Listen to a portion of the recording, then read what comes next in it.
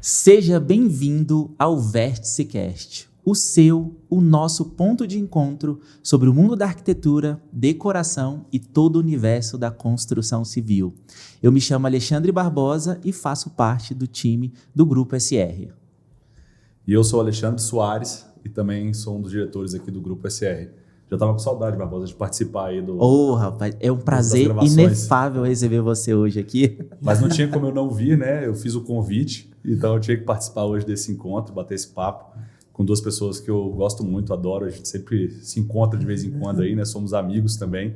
Então, na verdade, a gente já fez, vocês já gravaram um podcast sobre filhos e escolas. Já estava gravando aqui então antes, né? A gente já vai usar isso de corte em algum lugar. Tem um podcast de escola. Vamos subir, mas deixa eu apresentar então quem está com a gente aqui hoje. Hoje a gente chamou o escritório Hessen Mendes Arquitetura. Estou com a Anastácia Hessen e Matheus Mendes, né? A gente tem algumas coisas curiosas para contar sobre vocês, mas sejam bem-vindos antes de a gente começar o papo aí. É um prazer receber vocês aqui. Obrigada, Alexandre. Valeu, obrigado, Alexandre, né? Alexandre Barbosa e Soares. Conta pra gente um pouquinho da história, antes da gente entrar no mundo da arquitetura, como que foi para vocês chegar no mundo da arquitetura? Vamos lá? Bora, Matheus. Nossa, essa pergunta existencial, né? A gente está aqui no divã quase. Bom, acho que eu e a Anastácia temos histórias, de algum modo, ali... parecidas e em outros momentos um pouco distantes, né? Mas eu acho que primeiro tem esse processo todo de escolha profissional, né? Que eu acho que é sempre desafiador. Eu mesmo sou professor também de arquitetura, então, né, a gente conversa muito com alunos, tem muita gente que a gente recebe, inclusive, de segunda graduação, que está vindo, mudando para arquitetura, para alguma área correlata. Então, acho que eu sempre tive muito interesse nessas questões plásticas. Eu sempre gostei de arte, eu sempre gostei de montagem, de construção, fazia lá as casinhas nos comandos em ação, ali, brincava de Lego, né? Então tem esse processo.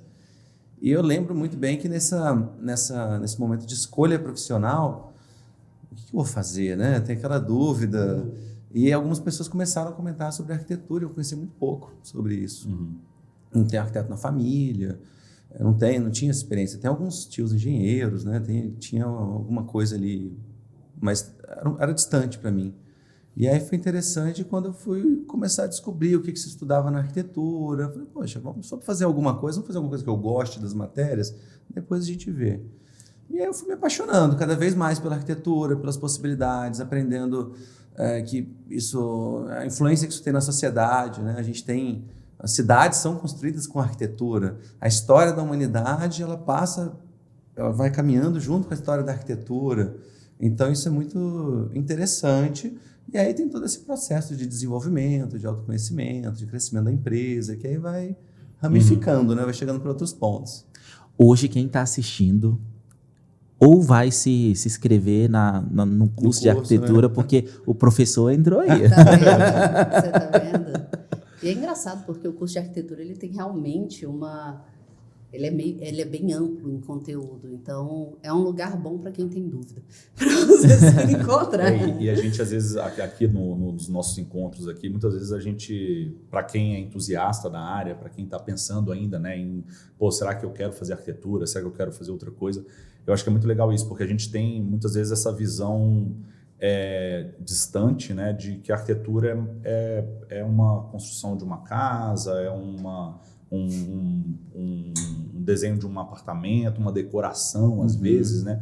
E ela vai muito além disso, né? Então, é o que você falou do volume de informação e de conteúdo, ela passa pela arte, ela passa pelo design, ela passa... Então, tem interações de diversas áreas que são necessárias. Você vai fazer arquitetura para a saúde, você vai fazer arquitetura para questões mais técnicas, para fábrica, a gente usa muito aqui na loja para showroom, né? Então, tem a arquitetura do comércio, então para clínica, tudo. Cada coisa tem uma especificidade, né? Tem uma já teve aqui para cemitério, né? Já teve para cemitério, né? Estádio, então assim, a gente vê que assim, é muito amplo, né? E você abre um leque de possibilidades gigantesco de áreas possíveis, né? Mas e você, Anastácia, como é que você foi parar lá? Conta pra gente. Cara, é da dúvida. É engraçado, quando você tem 17 anos, você não tem Você não está no momento para escolher o que você vai fazer da sua vida, né? Isso é incrível. muito doido. Né? Escolhe isso muito cedo. Você joga essa responsabilidade num adolescente. E eu tinha uma certeza que não se concretizou, eu ia fazer odontologia, olha isso. E aí um belo dia, só que eu sou meio conversadeira, um belo dia eu fui ao dentista, e aí eu estava lá de boca aberta e tudo mais, e ela falava e eu não conseguia responder, e ela falava e eu não conseguia responder. Gente, eu não vou conseguir conversar. Aí aquilo me travou de um jeito, eu disse, tá, esquece a odontologia. Aí, não, e foi sério, porque eu já estava com o PAS da UNB preenchido para odontologia, tudo preenchido para odontologia, me deu aquele tilt, eu disse, meu Deus, não posso fazer isso, como é que eu vou passar a vida inteira falando com uma pessoa com a boca cheia de algodão? Não dá. Aí pronto. Aí eu estava na escola, então eu fui fazer uma palestra vocacional, estava tendo, e era de arquitetura. Eu entrei lá e estavam falando sobre restauração, estavam falando sobre... E eu sempre gostei muito de história, sempre gostei muito de restauração, não de dente, restauração. A gente tem um episódio com o Sérgio Brasileiro sobre isso. Ou seja, segue... dentro dessa multidisciplinaridade, eu cheguei em casa e disse, pai, eu vou fazer arquitetura. Ele disse, mas você nem desenha. Aí eu disse, tá, vou fazer arquitetura. Fui fazer curso de desenho, fui atrás e tal. E aí fui fazer a prova específica da UNB. Eu perdi meu PAS por conta disso, que eu já tinha inscrito para odontologia. Eu disse, não quero passar para odontologia. Aí eu entrei no vestibular. E foi engraçado que a gente fez a mesma prova, né? A gente tem a mesma idade, a gente não se conhecia, porque o Matheus morava fora do país. Aquelas que a gente vai contar aí. Quando é que a gente se conheceu, né? Na verdade, o Matheus era transferido do Paraguai. Ele morava fora e caiu na minha turma. Eu ainda teve essa pimenta assim, na escolha profissional, porque na época minha família morava fora, estava fora do país, em missão diplomática. Então eu ainda tinha essa possibilidade, inclusive, de escolher o curso que eu queria fazer, porque entraria numa faculdade. Então, assim, ainda teve esse peso, porque... Se eu quisesse, eu podia ter decidido por medicina, por direito, por cursos que eram mais concorridos, né? concorridos na época, né? Matheus não precisou estudar para entrar. Aí ele decidiu depois ser professor. Aí ele decidiu ser professor. Mas é isso, quem não sabe, ensina. Não, mas falando sério, ele chegou meio revolucionando a turma, isso é de verdade. Porque ele entrou transferido, ele caiu na nossa turma, acho que no 2º ou 3º semestre, e todo mundo era muito preciosista, o UNB, aquela arquitetura bem limpa, modernista, Brasília e tal, e a gente fazia aquelas maquetes perfeitas que não podia sujar de cola e tal, cheia dos cuidados, né? E aí me chega o Matheus vindo do Paraguai, com a maquete grande, ele rasgava um papel, botava um negócio e tal, aí a gente olhava aquilo e dizia, tá pronto, é isso mesmo, você vai entregar? Aí ele entregava e o professor dizia, tá incrível, por que você fez isso aqui? E aí a gente ficava, como assim? Gostaram do que ele fez? E aí foi seguindo, e ele ia trazendo essas coisas interessantes por ter tido uma formação diferente da nossa local, um início de formação diferente, e foi ficando todo mundo meio impressionado. Quem é essa pessoa? Por que ele chegou com toda essa diferença do que é o nosso conteúdo? E aí foi muito interessante, porque foi gerando essa curiosidade. E ele é alma curiosa sempre. Então, foi engraçado porque quando eu conheci o Matheus, eu estava em outro relacionamento e tudo mais. Então, a gente não se aproximou de primeira, levou um tempo. E aí, depois, quando a gente se aproximou, a gente começou a vivenciar a arquitetura. E aí, quando você está junto com alguém que é muito entusiasta, e ele é muito, assim, um negócio incrível, sabe? Aquela pessoa que tem o hiperfoco, respira, né? O hiperfoco na arquitetura. Você começa a gostar muito daquilo. E eu sempre fui muito teórica, eu gostava muito de estudar, adoro ainda, sigo lendo, estudando e tudo mais. Ou seja, ele é professor, mas a teórica sou eu. Você que monta as aulas e ele vai lá e dá aula. Quase isso. E aí a gente foi seguindo na faculdade, só que ele sempre foi muito inquieto, sempre foi muito atrás das experiências profissionais. E ele plantou essa sementinha na minha cabeça. Só que a gente foi seguindo experiências profissionais diferentes. A gente não trabalhou junto, né? A gente trabalha junto há 8 anos, no máximo. 8 anos. Né? O escritório vai fazer 8 anos, né? A gente já tem 15 aí de estrada, né? Então, nós... E a gente está junto há 18, quase 19. Então, foi pronto, agora vocês contaram, né? Que vocês são casados. Somos casados. Casados, vocês têm 2 filhos. 2 filhos. A vida Eu falo para os clientes, né? Eu só trabalho aqui, ela quer É legal que a gente pode explorar isso também, né? Que é esse desafio também, né? estar junto, né? De estar junto no escritório, de estar tocando isso junto, de se encontrar no escritório, se encontrar em casa. Então, mas e só para a gente não perder o fio da meada. Aí vocês trabalharam onde antes, para onde vocês foram, até depois vocês tomaram a decisão de juntar forças aí. Eu acho que assim, como a Anastácia já contou, a gente tinha afinidades diferentes. Então, naturalmente, nossas experiências ali de estágio, início da profissão também foram diferentes. A gente não tinha esse anseio de trabalhar juntos. Não era um tema para a gente, ou um projeto, isso nunca foi.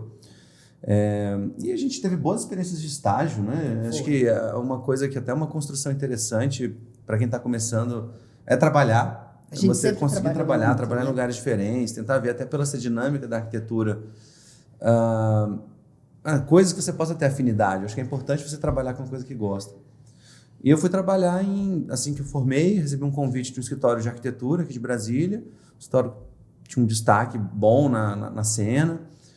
Comecei a trabalhar lá com projetos de casas. Logo surgiu uma oportunidade, o escritório estava montando uma construtora, então surgiu uma oportunidade de trabalhar na coordenação, na execução desses projetos em obra, né, de várias casas. E, paralelo a isso, também tinha alguns concursos de arquitetura, concursos públicos. Então, a gente trabalhava ali no contraturno. Falo que eu trabalhava assim na obra de 7 da manhã até umas 5, 6 da tarde. Depois saía, comia alguma coisa para o escritório, ficava até 11, né, fazendo esses outros projetos.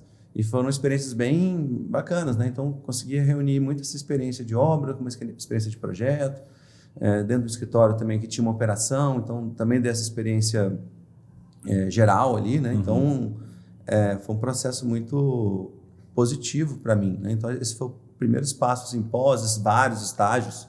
Estágio em escritório de interiores, de arquitetura predial, produtora de vídeo, tudo que tivesse direito ali, órgão público, aeroporto, né? Então teve todo um caminho.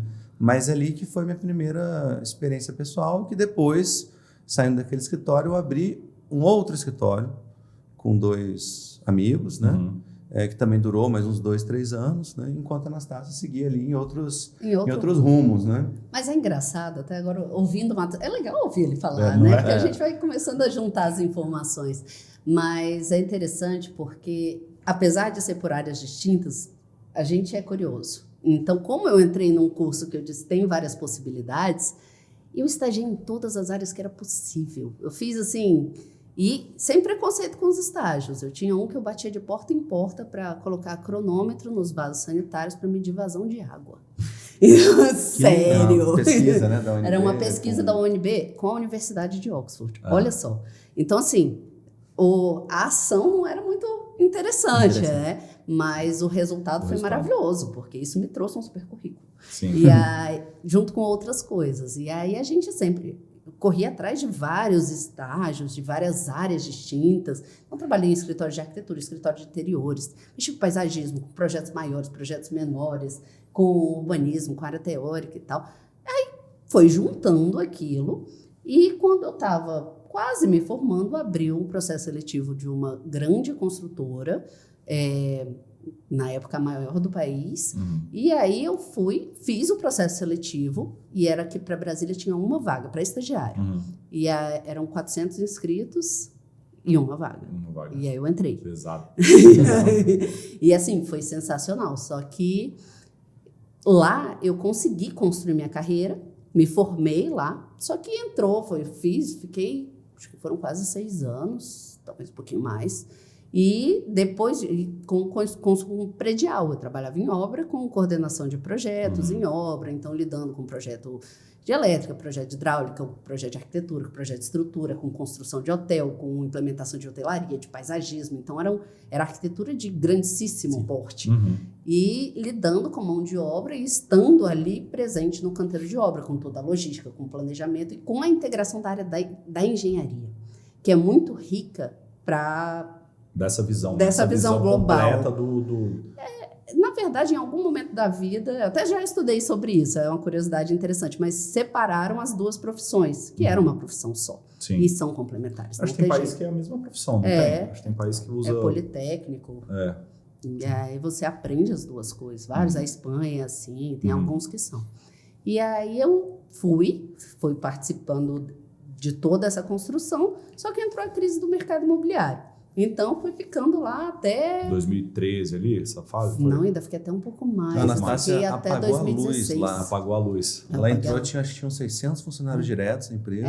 Tinha ela saiu, o tinha pessoal 6. da obra. Então, foi destratando o contrato, foi fechando stand. Foi assim, um momento meio complicado. Mas também é uma outra experiência também, né? Eu acho que isso é engrandecedor demais, você viver esse momento de saída, né? De lidar com a gente estava falando um pouquinho antes aqui da importância da inteligência emocional, né? Sim, que é uma coisa que é importante. demais. Não deixa de ser uma experiência, né? Você lidar com tudo isso e saber aprender a lidar com a emoção do outro, né? Porque está passando pelo processo de desligamento, pelo processo de saída, a emoção, o clima empresarial no momento desse. Acho que tudo, se a gente souber direcionar isso, ajuda a gente a crescer. Né? E você sabe que nos constrói, né?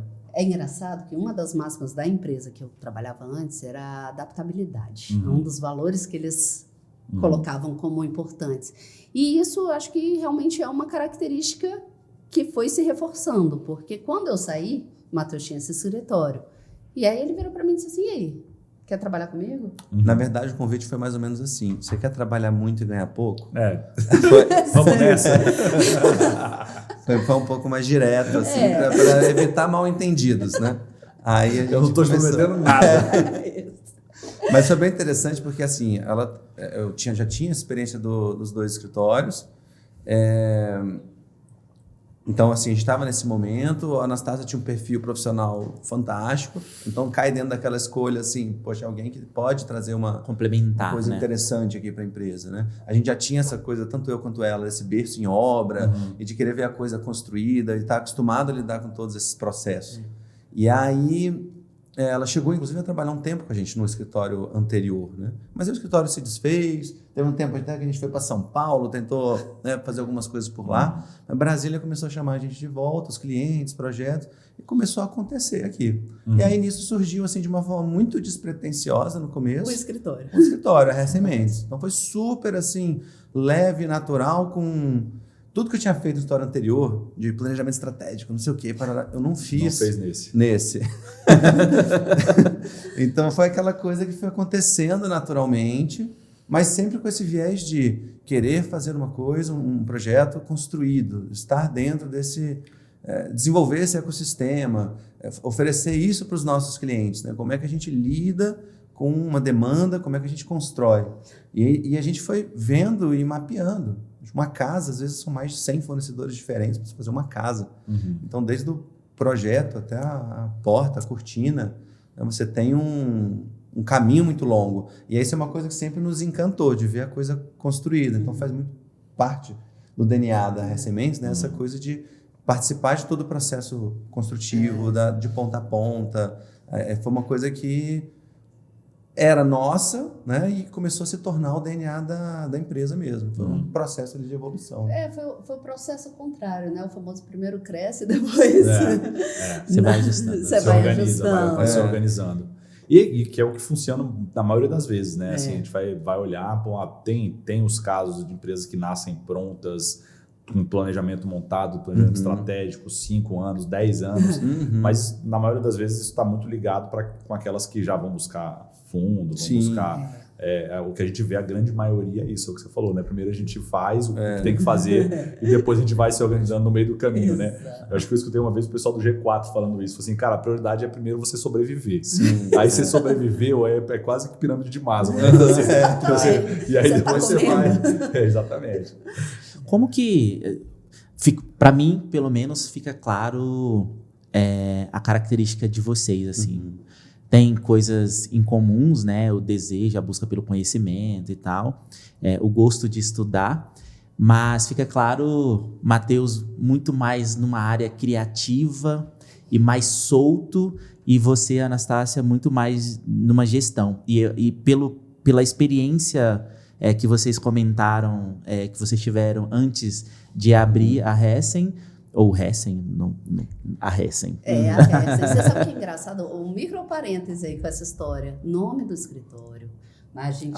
Foi tão despretensioso Foi ótimo. Vamos abrir um CNPJ, vamos? Como é que vai chamar?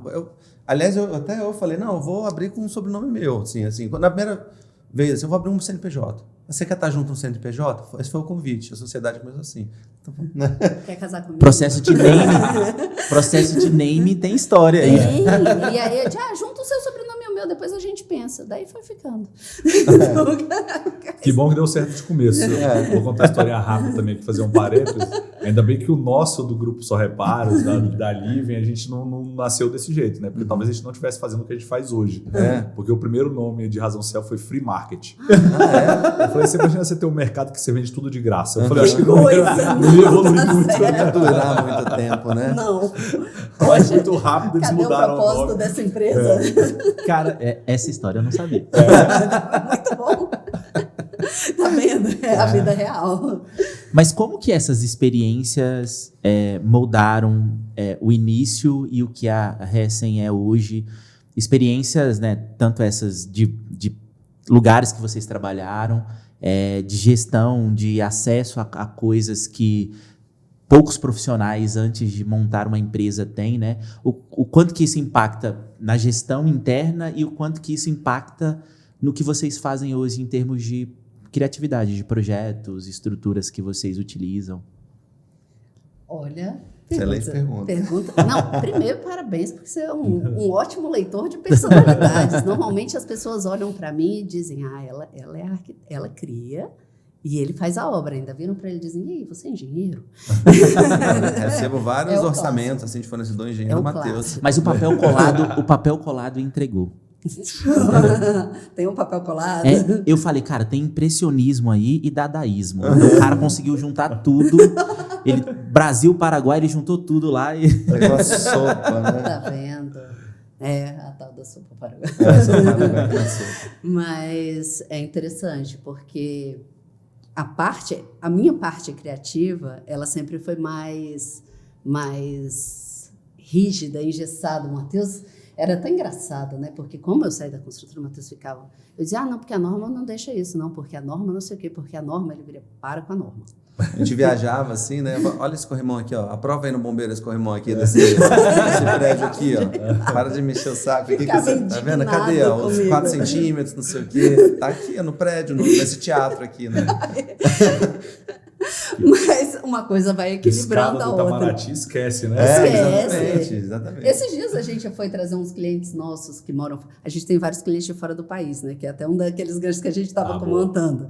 Mas a gente trouxe um casal de clientes que mora fora do país e a gente levou eles lá no Itamaraty. Aí o Matheus olhou para mim e aí, cadê o corrimão? Pois cadê o corrimão? Você puxou um gancho legal também, né? Não sei se você quer, mas depois acho que podia falar um pouquinho da embaixada que vocês participaram do programa. Legal, né? Um belo projeto. Eu fiquei curioso para saber um pouquinho mais, mas deixa o Barbosa terminar de escutar a resposta aí, ó. O Barbosa, acho que assim, se você tivesse feito essa pergunta uns 5 anos atrás, eu acho que você teria poupado algumas discussões importantes. Precisavam de Barbosa muito antes. Mas assim, é interessante porque a gente até teve que aprender a trabalhar junto. Porque a gente é diferente, então não foi aquela coisa. Acho que na faculdade, eu até comentei, eu nunca imaginei ter uma história com a Anastácia, porque a gente vai pegando assim, pessoas que eu projeto com uma afinidade projetual, né? Então você vai se juntando por essas afinidades projetuais. E na verdade, você ter pessoas diferentes é algo muito mais rico. Então tem coisas que eu sei que a Anastácia faz muito melhor do que eu, e tem coisas que ela sabe que eu consigo render mais. Então, a partir do momento que a gente foi entendendo isso e respeitando um pouco mais os espaços de cada um, a coisa foi funcionando de uma forma melhor, porque ela tem esse viés executivo, ela tem essa coisa do hoje, do presente, e eu tenho uma coisa que é um pouco mais do futuro ali, eu estou planejando, eu estou pensando e ela está fazendo. Por mais que a gente atue também em obra, a gente tem muito esse corre do dia a dia mesmo, eu acho que tem essa complementaridade, que tem hora que eu tenho que brincar assim, né? Como a gente está fazendo agora. Não, pera um pouquinho, vamos pensar isso aqui um pouquinho mais. E tem hora que ela também tem que falar, não, acabou de pensar, vamos fazer. Vai ser isso aqui, pronto. Falo, não, tá bom. Então, acho que isso é uma coisa que fez a gente avançar e fez a gente avançar com maior maturidade e conseguir atender melhor clientes de uma forma mais completa. Isso foi rico. Eu acho que você citou uma coisa legal, Matheus, que assim, essa dica eu acho que ela é muito importante para quem está ouvindo a gente, quem está pensando em abrir um escritório ou se associar com alguém ou buscar, que é o que você falou agora, complementariedade, né? A gente tem essa tendência aí pela afinidade, mas todo mundo tem ponto fraco, né? Sim. Então, sim, a gente é bom em algumas coisas e a gente é naturalmente fraco em outras. Sim. E eu acho que essa discussão desde o início, você ter essa maturidade para, desde o começo, começar a entender o que cada um dentro do escritório pode fazer e entregar melhor. Cara, a pessoa você não precisa ser bom em tudo, né? Sim. Porque às vezes as pessoas têm essa coisa do ego. Treinado até querer ser bom em tudo, ser né? bom em tudo. E, cara, a gente não é. Se outra pessoa é melhor do que eu naquilo ali que ela faz, por que eu não dou espaço para ela assumir aquela área e eu vou assumir essa outra área que eu sou melhor? E aí o negócio fica muito mais completo, né? E você eu acho tem que é uma ter dica legal demais para. Até assim, serve a pra outra tudo. pessoa está fazendo tal coisa. Serve, inclusive, para o casamento, né? Exatamente. E o ponto é, a maturidade ela não nasce sem o atrito. Então, com certeza. foram, né, com certeza tiveram vários desafios para chegar nesse nível de entendimento e sabedoria de lidar e direcionar as coisas ali, o que estava surgindo, para a pessoa que tem mais potencial de sair do outro lado mais rapidamente ou de forma melhor. Já teve vezes assim no escritório que assim, eu tava... eu acho que eu tô ajudando aqui a Anastácia a ter a história dela, né? Então eu tô trabalhando aqui, a Anastácia... A história da Anastácia, eu estou ajudando com a minha experiência, eu estou ajudando com isso, com aquilo e tal. E eu já teve momentos que ela também pensou o oposto. Não, eu estou aqui e tal, ajudando o Matheus a ter a história dele, né? Então, assim, aí depois teve esse momento de transição que foi aquilo, não, tá bom, eu acho que esse escritório é nosso mesmo, vamos conversar aqui, vamos ajustar, né? E entender limites. Hoje, assim, a gente já... não discute, não tenta não levar trabalho para casa, né? Quando a gente precisa lidar com alguma coisa, a gente... então vamos sair daqui, vamos num café, vamos não sei o quê, vamos conversar. Porque tem 2 filhinhos, tem a dinâmica. Aí depois você chega em casa, você tem que pagar boleto, tem que ir no supermercado, né? Tem que dar banho em criança. E é legal então... criar esses espaços, né? Porque é isso, acho que essa é uma experiência legal também, né? Porque imagino que devam ter outros casos por aí, como o de vocês, mas eu acho que é interessante montar essa coisa do espaço. Funcionou muito, acho, para a história do home office também, né? Tipo, o cara que trabalhava, quem está trabalhando em casa e tal, de poder criar aquele espaço, aquele momento para trabalhar, e aí o momento que você está em casa. A gente já escutou tanta história na época da pandemia, né? Que o cara tinha gente que trocava de roupa, se maquiava para ficar dentro de casa, para dizer assim, cara, eu saí, eu tô agora no espaço de trabalho. Né? Você ter essa transição, né, que seja mental. Eu fazia isso, eu colocava calça, né? Assim, eu tinha um pouco disso, eu não posso trabalhar de bermuda. Né? Eu tava calça, tomava banho, né? Eu não fazia. Gostava de Camisa social e cueca, né? Fazer reunião. Isso sem reunião, né? Assim, só para eu trabalhar sozinho mesmo. Sim. É muito engraçado. Então, desses processos de... Eu acho que tem um problema, assim, uma dificuldade grave, que é mais relacionada ao autoconhecimento. Eu acho que o grande ponto, assim, de inflexão foi até quando eu comecei a tentar me conhecer mais e começar a entender o que eu me interesso, o que eu gosto de fazer e o que eu estou fazendo porque eu tenho que fazer ou porque é importante. E acho que da Anastácia também. Então, acho que esse processo ele tem a ver com quais são os meus limites, quais são os seus limites, onde é que a gente se encontra nisso, faz sentido a gente estar junto profissionalmente, isso foi uma coisa sempre clara pra gente. E vocês chegaram a explorar isso mesmo em discussões? Sim. Muito? Várias. Legal. A gente conversa muito. Isso é uma coisa que assim, eu acho... a gente não costuma ver na maioria das pessoas com quem a gente lida. A gente lida com muita gente aqui, né? Cliente, fornecedor, os nossos colaboradores. E a gente vê pouco dessa exploração, né? Então, você explorar quem você é, quais são os seus... A gente falou agora há pouco de pontos fortes, né? A gente talvez buscar uma ajuda profissional, vou procurar um psicólogo que vai me ajudar a fazer essa exploração, porque esse autoconhecimento é uma coisa importantíssima para a gente saber desenvolver bem aquilo que a gente se propôs a fazer, né? E que legal que vocês fazem isso dentro da dinâmica de vocês. Acho que é uma dica fera demais. Não, ajudou bastante. Essa construção é importante, porque você tem hierarquias de percepção. Então, o número 1 para mim, sempre foi família. Então, para mim, era indiscutível. Se eu precisasse não ter escritório, fazer outra coisa, trabalhar em uma empresa e manter minha família, para mim não tinha assim dúvida, né? Sim. Então, vários momentos a gente se colocou a pensar, vem cá, até por questão de criação de filho, porque é uma dinâmica desgastante, né? Desgastante. Vale a pena a gente estar junto nisso profissionalmente, porque Quando dá o problema, é o dá problema para os dois, né? Os dois segurarem Você teve o um dia né? ruim, é um dia ruim para os dois, né? Então você tem uma coisa assim que é pesada. E a gente foi vendo, isso também nos ajudou a ver o que cada um entrega, o que cada um agrega ao escritório, né? Como é que esse escritório faz sentido.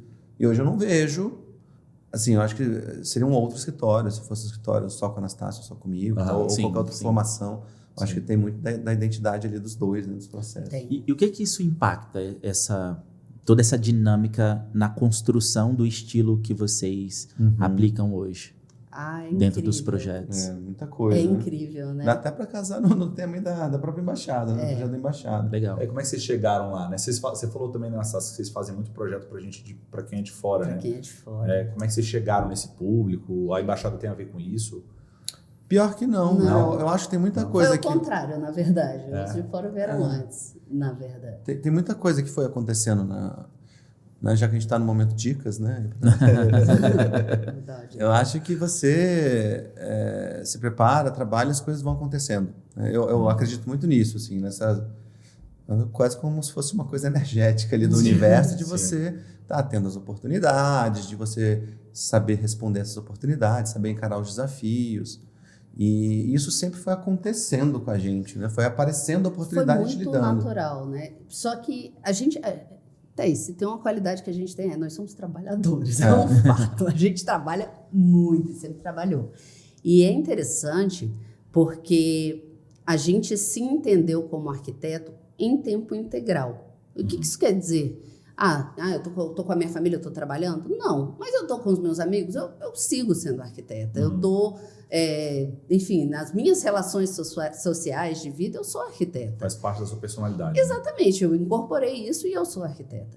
Então, isso faz com que as outras pessoas do nosso meio nos enxerguem como arquitetos. Então, sempre que alguém precisa de algum suporte nessa área, de alguma ajuda, de conversar a respeito, você está ali. E a sua postura como pessoa, ela reflete nisso o tempo inteiro. Então, você não está sendo observado por quem vai te contratar no futuro só no momento em que você está ali fazendo uma proposta de trabalho, mas em todas as atitudes que você tem na vida. E aí, isso forma o seu background profissional. E aí, isso foi construindo o nosso ciclo de amizade. Por mais interessante que isso possa parecer, ele sempre confiou em nós. E é muito engraçado, porque quando chega o momento e fases da vida de pessoas do nosso ciclo social, de terem uma casa, de terem um negócio, de terem alguma coisa, eles sempre nos procuram. Então, Matheus, Anastácia, vamos conversar sobre isso. Não que necessariamente vá fazer com a gente, mas conversa, troca ideia e tudo mais. E muitas vezes, várias mesmo, assim, 90%, aconteceu de dar certo. E dá certo, e a gente faz, e a gente executa, e a gente dá o suporte depois e tudo mais. Então, a pessoa se sente amparada nesse sentido e vai seguindo, e vai conversando, e vai passando a indicação para alguém que já fez e viu aquele resultado concreto, e aquilo vai se desenvolvendo. E aí a questão dos projetos fora, por exemplo, muitos dos nossos amigos da vida foram morar fora do país. E aí, o acesso a arquitetos fora do país é muito diferente do acesso a arquitetos no Brasil. Isso é interessante, porque a gente é apto a fazer projeto fora.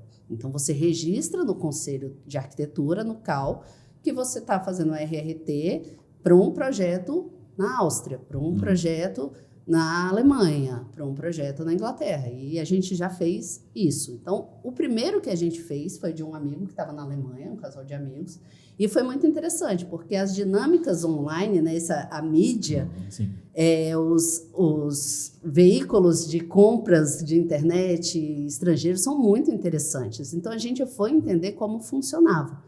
Porque os projetos para fora do Brasil são muito diferentes dos projetos no Brasil. Tem um jeito, né, de construir. Tem um né? jeito de a projetar lógica e um jeito de construir. Então, a gente projeta... A gente não pode projetar como a gente está projetando para cá.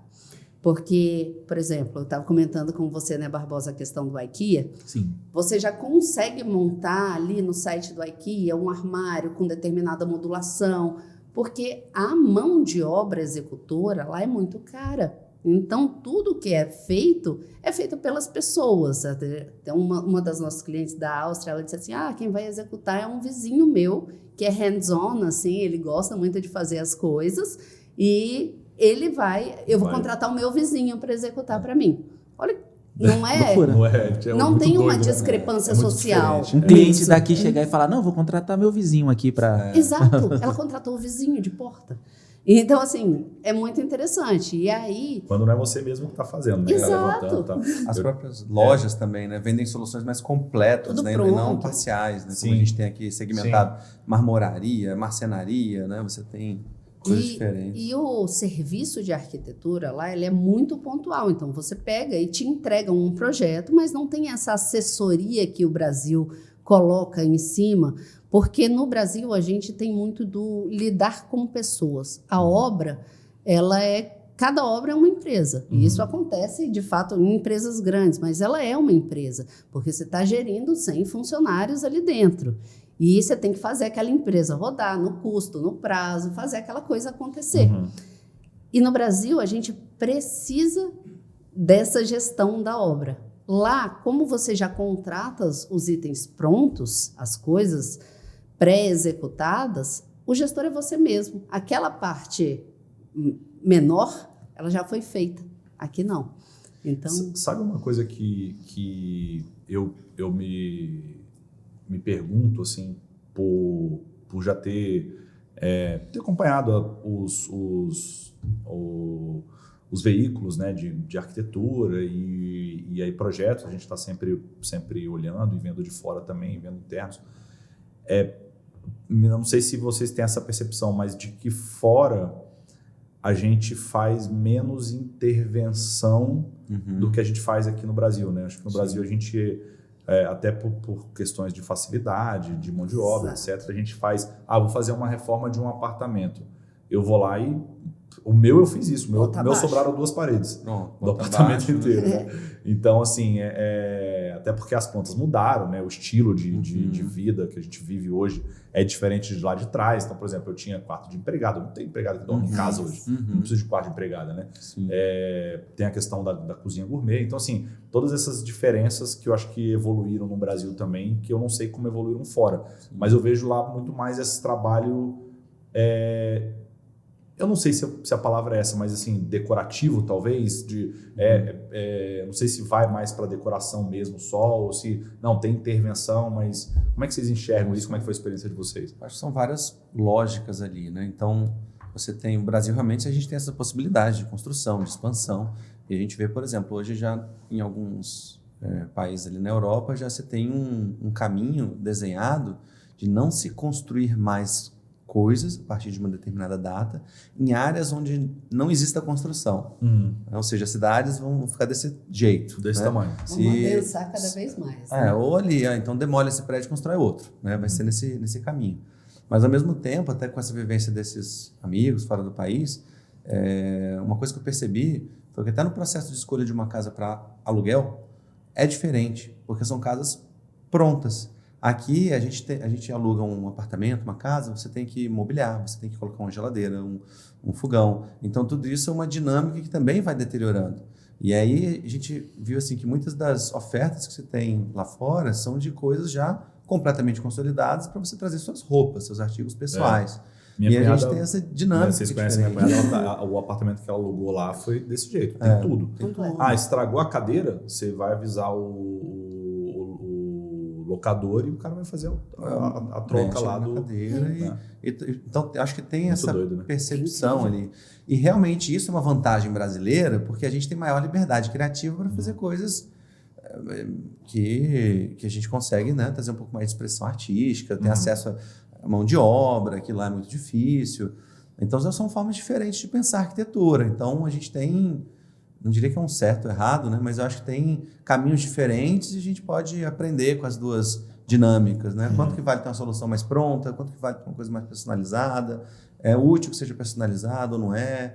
A gente está falando hoje dessa parte de sustentabilidade, né? Toda a agenda está em torno disso no mundo inteiro. Vai ter a COP agora, tem os Objetivos de Desenvolvimento Sustentável lá da ONU. Né? Então, você tem todo um caminho ali que a gente está pensando o planeta como um todo e que a gente tem que começar a desenhar ali alguns caminhos que permitam que haja essa sustentabilidade, não só ecológica, né, mas social, financeira, né, em todos os empreendimentos. E são essas coisas que a gente precisa, assim, ao meu ver, valorizar aquilo que é bom, inclusive em reformas. Né? Quando a gente chegou lá na demanda lá da residência oficial da Embaixada do Reino Unido, a gente foi chamado pela embaixadora, queria fazer uma reforma lá, a gente não sabia de mais nada, e fomos lá conhecer o espaço. E eu lembro que acho que a primeira coisa que a gente viu era, eita, essa edificação é boa, é bonita, tem arquitetura. O que será que eles estão querendo reformar? Porque é um problema você destruir uma coisa, você reformar para piorar. Então já tinha uma arquitetura super interessante, uma arquitetura pós-moderna, tinha várias virtudes aquela arquitetura e a gente foi conversar lá com a embaixadora para entender o que ela queria. Aí depois a gente ficou mais tranquilo porque viu exatamente o que ela queria, mas fez parte desse processo de fazer a reforma desse espaço, fazer uma investigação de quem foi o arquiteto que criou esse espaço, por que criou, em que época criou, quais são os condicionantes que ele utilizou, o que era importante para aquele projeto, para que, ao reformar, a gente realmente melhorasse alguns pontos e não destruísse pontos bons para melhorar outros. Então, essa interpretação e permanecesse delicada. a essência também do local, né? E isso você falou que a embaixadora estava com esse viés de não destruir, né? De fazer um... Ela tinha muito essa questão de querer... Já era uma edificação da década de 70 que não passou por uma grande reforma. Ela queria reformas modernizar, pontuais. né? E acho que era até para simbolizar um pouco esse aspecto das relações diplomáticas, né, entre os países. Sim. Então, ela queria marcar essa fase, né?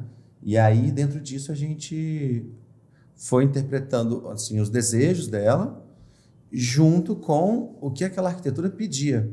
Então, sempre quando a gente faz uma intervenção em alguma coisa existente, eu tenho um cliente que é o meu cliente, contratante ali, formal, mas outro cliente é a arquitetura pré-existente, é o outro arquiteto autor do projeto original, é o público o que vai utilizar. Né? Então, você tem a construção de cidade. Por isso que a gente faz arquitetura e urbanismo. Sim. Então, a gente tem uma certa responsabilidade para atender o nosso cliente, mas a gente tem outros assuntos que a gente precisa preservar também.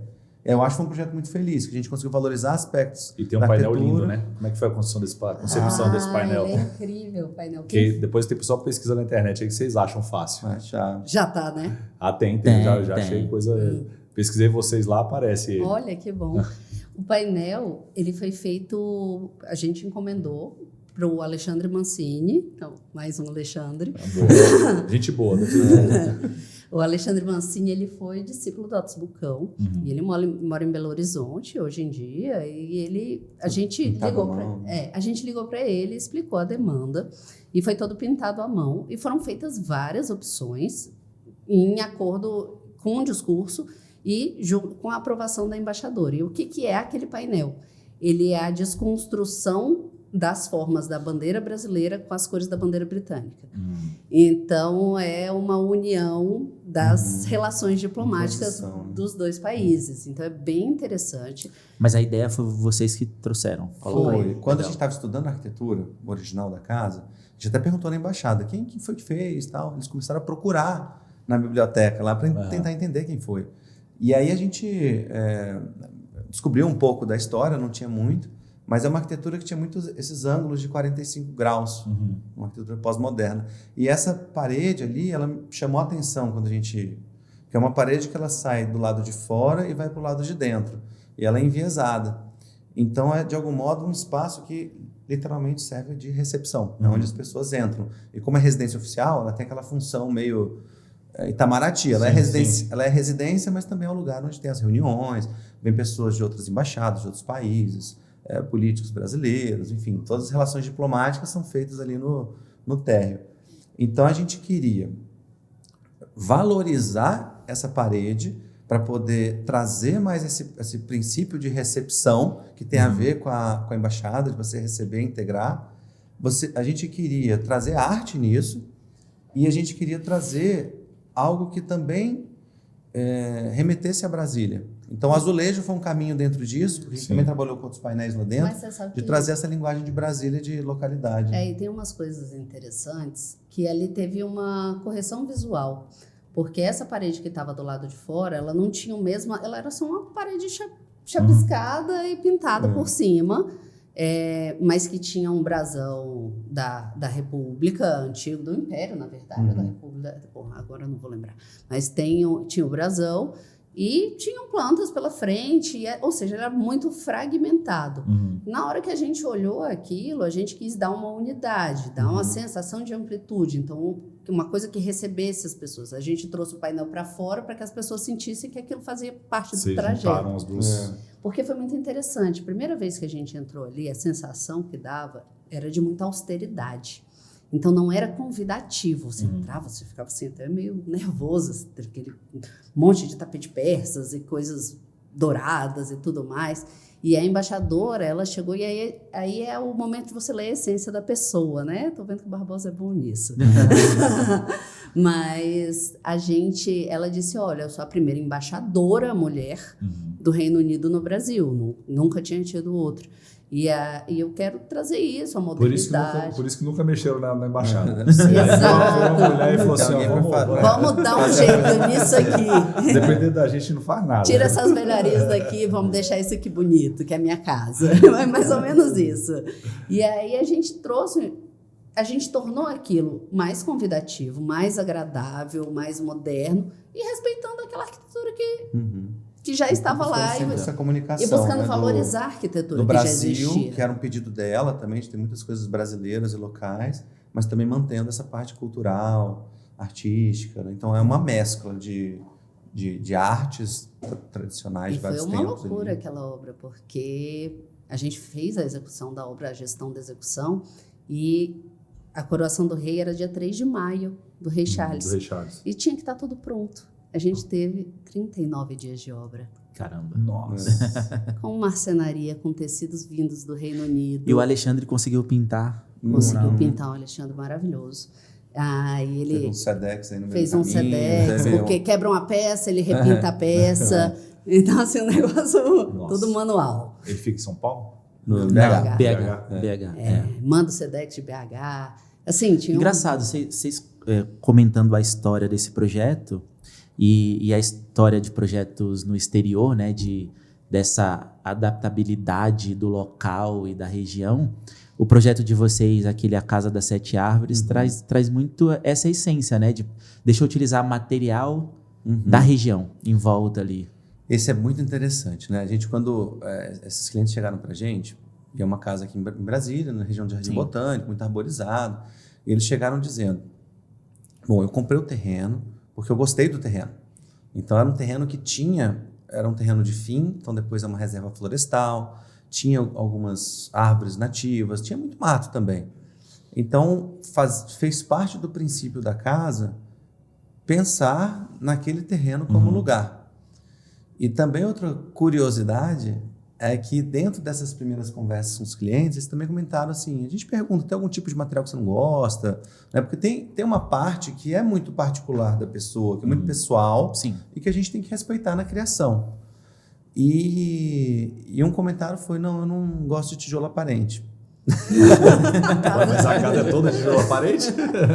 Aí a gente falou, não, tudo certo, vamos fazer uma casa. Deixa eu te explicar, você não sabe que você não gosta. Tu foi quase Steve Jobs, né? Steve Jobs tinha muito isso, né? O cliente não sabe o que ele quer. Deixa que eu...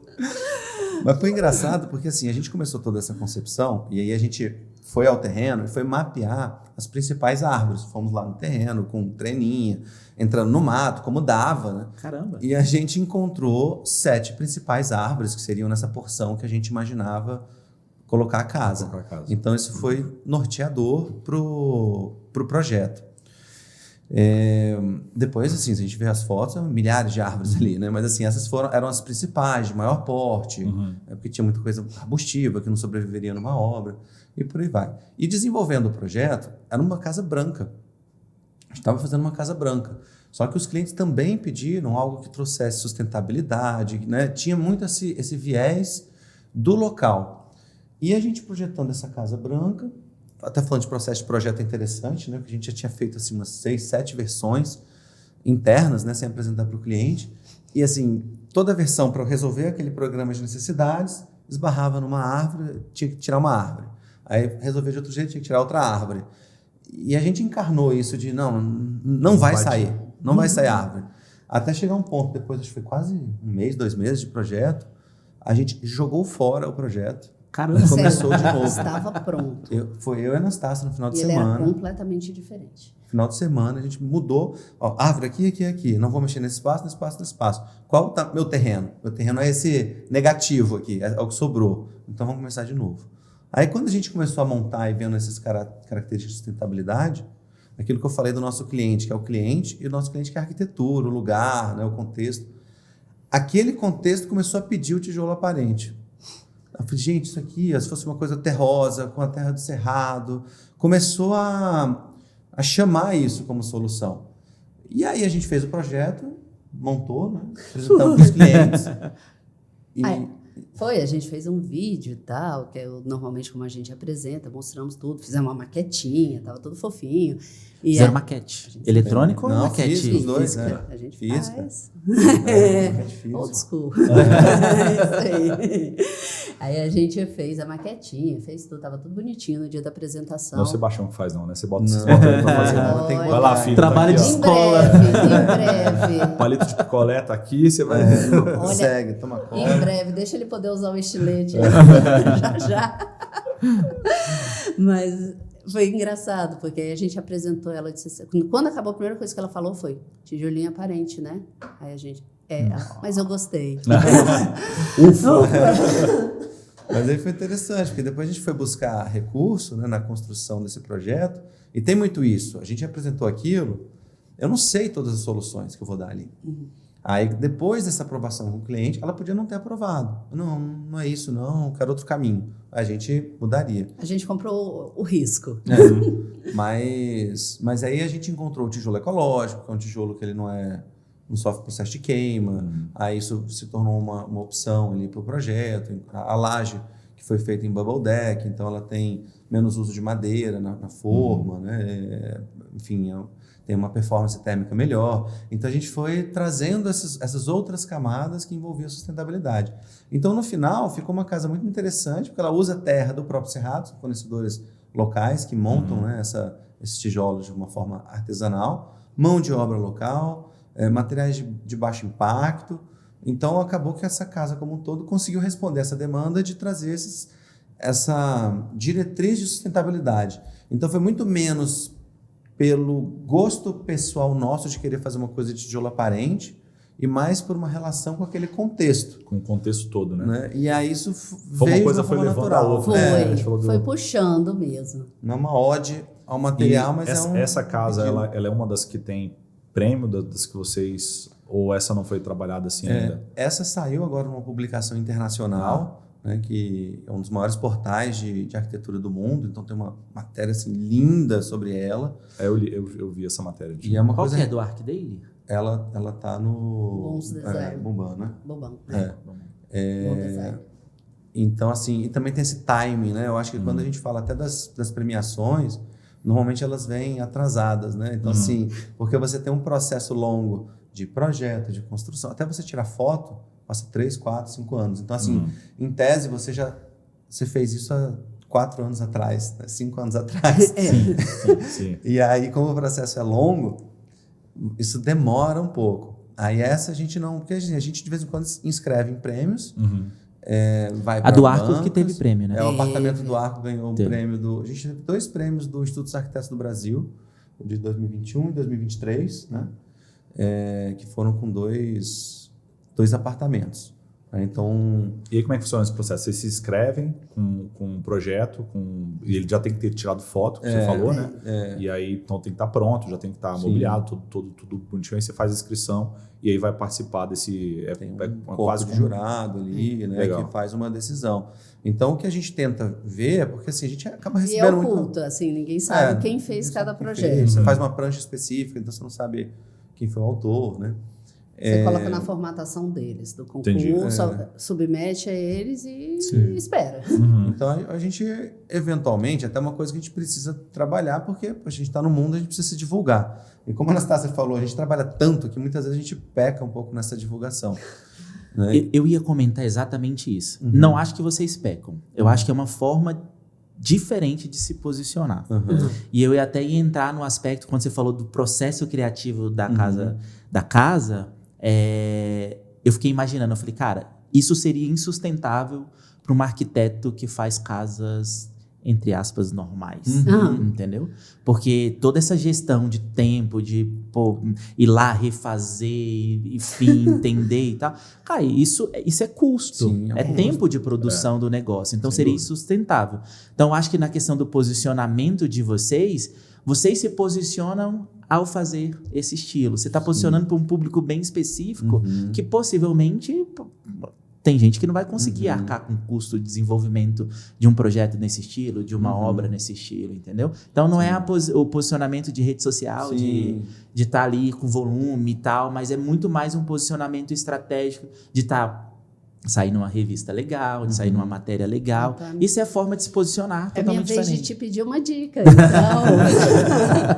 Porque, sinceramente, todo mundo bate o olho e diz, esse vai ser o projeto mais caro. E não é. Isso é que é incrível. Porque, assim, como a gente juntou as expertises, né, as experiências, a gente trabalha com planejamento desde o início. Então, todos esses projetos, eles vão trabalhando custo junto. Trabalhando custo, trabalhando cronograma. Claro que a gestão de um custo e a gestão do cronograma, ela vai acontecendo junto com a obra. Não estou te dizendo, nunca vai furar, nunca vai dar problema. Não é isso. Mas a questão é, você vai conseguindo acompanhar isso do início até o fim. Mas, quando a pessoa está contratando, aí é treinar os olhos do mercado, talvez, né? Te pergunto. As pessoas ainda não conseguem perceber que é tão diferente do que está vindo em maior volume. Sim. Então, como conseguir mostrar isso? Aí é a questão da narrativa. É de desenhar a narrativa que se atraia quem você quer atrair, entendeu? E mostrar para as pessoas que não é tão utópico, né? Por mais que... É incrível, porque dá trabalho fazer bem feito. É mais fácil fazer mal feito, provavelmente. Mas o trabalho vem depois, quando você faz mal feito, né? Então, você só está invertendo a ordem. E eu acho que é muito isso do que você falou, né? Assim, quando você tem isso tudo bem planejado, bem modulado, isso também facilita o processo de construção, né? Acho que um pouco daquilo que você falou, eu tinha a área vazia que eu tinha que projetar, mas eu tenho lá meus módulos de distanciamento, e aí isso tudo ajuda na hora de conceber, né? E aí tem a ver com, a gente estava falando um pouquinho antes de entrar na gravação, de método, né? Entra muito aquilo da gente ir devagarzinho construindo o método e tal, e muitas vezes o cliente não tem essa percepção de que não deixa de ser, apesar de o projeto ser construído muitas vezes de forma muito específica para o cliente, buscando olhar os interesses, aquilo para que o projeto se destina, mas ele tem sim um fluxo de construção e um processo de quase como uma fábrica ali de execução, né? Exato. E aí eu acho que o Barbosa falou de narrativa, né? De como que a gente passa, como que passa isso para o cliente, né? E aí assim, você tem diversas ferramentas hoje, entra de novo na história de, cara, quanto tempo eu dedico para isso e quanto tempo eu dedico para executar mesmo e trabalhar. Eu acho que assim, tem uma vantagem... Vou dar uma dica pro Matheus. Usa seus alunos, cara, para fazer isso. Você... Bota pra trabalhar, né? Trabalha por mim. Né? Trabalha por mim, entendeu? Eu sou da nota boa, se para você. Já fica na rede social, né? Essa galera mais jovem já tá ali e tal. E deixa eu perguntar uma coisa para vocês, assim, porque olhando para alguns dos projetos que a gente teve acesso antes teve a Casa Cor também, né? O projeto da Casa Cor e tal. Food for the body, mind and soul. Tá vendo? Eu quero falar sobre isso. O cara é poliglota, tu viu também. Já leu reportagem internacional. Já, Olha a versão internacional. Vocês assim, tem uma identificação criativa no escritório? Vocês se enxergam assim? Ou não, cara, a gente consegue atuar em diversas linhas de estilos, né? De estilos para concepção. Como é que hoje o Hessem Mendes se posiciona? Tem esse posicionamento claro? Eu acho que tem mais com relação ao método, né, que você estava falando, do que com relação ao resultado. Uhum. Então, por exemplo, a Casa das 7 Árvores poderia ter sido branca. Então, não faz parte da minha linguagem ter que usar o tijolo aparente ou o concreto aparente. São materiais que existem, que a gente pode usar, que tem seu valor, que pode ter sua aplicabilidade, mas ele não necessariamente a gente vai fazer só casas de tijolo aparente, né? Tem outras casas, enfim, brancas, coloridas, de outros materiais, mas eu acho que tem uma questão do método nosso. E do discurso. Eu acho que o discurso desculpa te interromper, mas eu acho que o discurso ele acaba sendo mais forte, ele vem na frente do projeto, porque todos os projetos eles têm uma construção de ideia para chegar ao ponto em que eles chegaram. Então, por exemplo, você falou de estilos diferentes. Um dos projetos que a gente fez fora foi o projeto para uma casa na Holanda de 1908. E aí a dona comprou a casa, né, a nossa cliente, e eles ficaram muito ressabiados de vender para estrangeiros. Ela é espanhola venezuelana, tem várias nacionalidades, e ele é brasileiro e italiano. E moram na Holanda. E foram fazer a casa, e ela quis trazer características originais. Ou seja, manter a identidade da casa modernizando, ou seja, de alguma maneira é o mesmo discurso da embaixada. E foi muito interessante porque às vezes a gente trazia uma solução e ela dizia, olha, nas casas tradicionais holandesas, a gente inicia a paginação do piso por essa porta no meio da casa. Então, a paginação ela se distribui. E não é pela porta, como nós fazemos no Brasil. Eu disse, vamos ajustar, vamos fazer conforme a tradição. E aí foi muito interessante, ela veio e me trouxe um livro maravilhoso que conta a história dos papéis de parede e dos discursos atrás dos desenhos de cada um dos papéis de parede. É uma coisa maravilhosa. E aí, às vezes a gente acha que é só um papel de parede porque combina aqui. E aí tudo que a gente foi colocando nessa casa também tem um discurso. Ela está quase pronta, inclusive. E também tem um discurso. E é isso que vai dando a força para o projeto. Então, por exemplo, o apartamento dos Arcos é outro que tem um discurso. E aí, o Casa Cor também tem um discurso construído. Ou seja, voltando essa na odontologia, eu acho que a gente está conseguindo conversar. É uma conversa. Eu acho que a arquitetura é uma conversa. Então, a gente não se apega eu gosto de tal material ou tal estilo. Mas sim, o que a gente quer fazer aqui, como é que a gente quer se comunicar, que ferramentas a gente tem para isso, qual que é a verba que a gente tem disponível. Por exemplo, um dos apartamentos que a gente ganhou o prêmio foi talvez o apartamento que a gente menos gastou na reforma. Não, foi o mais barato de todos. E ele tinha muito a ver com a personalidade lá da cliente, tinha muito a ver com coisas que a gente entendia como arquitetura, com valorização do design nacional, inclusive local.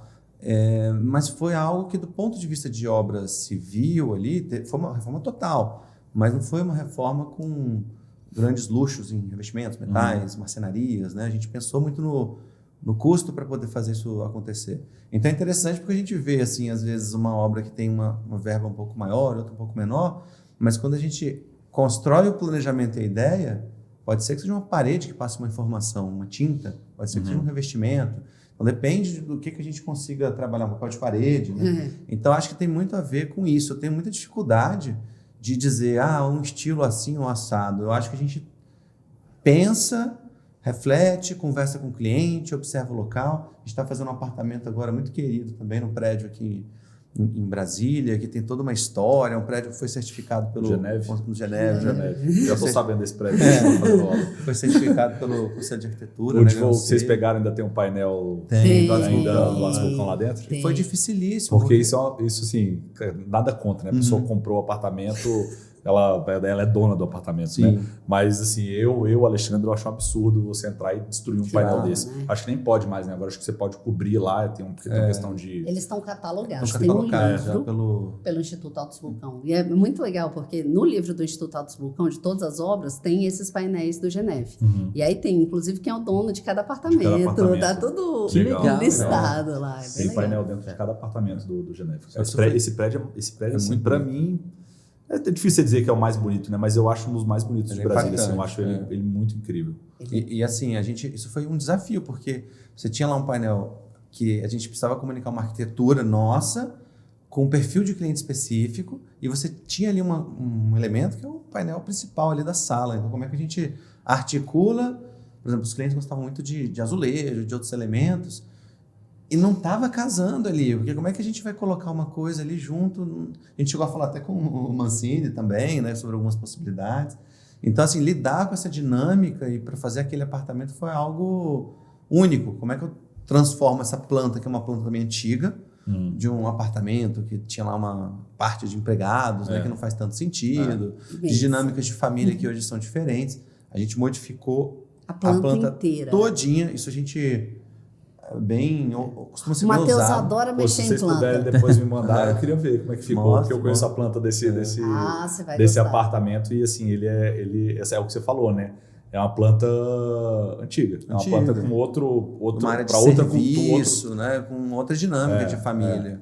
E assim, é desafiador porque muitas vezes a gente descobre um pilar, descobre uma prumada hidráulica, queria fazer de um jeito, queria fazer do outro. Então, um colega estava reformando lá um do lado, assim, a gente foi junto, né?